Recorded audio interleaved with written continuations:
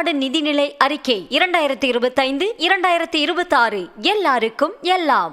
வேளாண்மையில் அதிக உற்பத்திக்கும் தொழில்நுட்ப பயன்பாட்டிற்கும் ரொக்க பரிசுகள், சிறுதானியங்கள், பயிர் வகைகள், எண்ணெய் வித்துக்கள், கரும்பு உள்ளிட்ட 11 பயிர்களில் நவீன வேளாண் தொழில்நுட்பங்களை கடைபிடித்து உயர் விளைச்சல் பெறும் உழவர்களை ஊக்குவிக்க மாநில அளவில் அதிக உற்பத்தினை பெறும் முதல் 3 உழவர்களுக்கு முதல் பரிசாக ரூபாய் 2,50,000, இரண்டாம் பரிசாக ரூபாய் 1,50,000, மூன்றாம் பரிசாக ரூபாய் 1,00,000 என 33 பரிசுகள் வழங்கப்பட்டு வருகின்றன.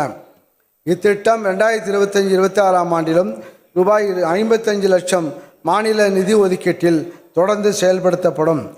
மேலும் நவீன வேளாண் கருவிகள், நவீன சாகுபடி தொழில்நுட்பங்கள் உள்ளிட்டவற்றை கண்டறிந்து கடைபிடிப்பதில் சிறந்து விளங்கும் 3 நபர்களுக்கு முதல் பரிசாக ரூபாய் 2,50,000, இரண்டாம் பரிசாக ரூபாய் 1,50,000, மூன்றாம் பரிசாக 1,00,000 வழங்கப்படும்.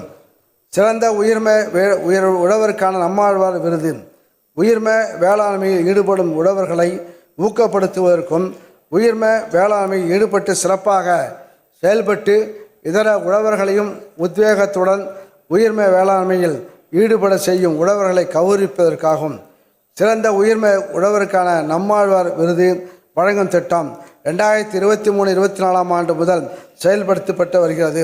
2025-26 ஆண்டிலும் இவ்வகையில் 3 உழவர்களுக்கு பாராட்டு பத்திரத்துடன் தலா 2 லட்சம் ரூபாய் ரொக்கப்பரிசு வழங்கப்படும்.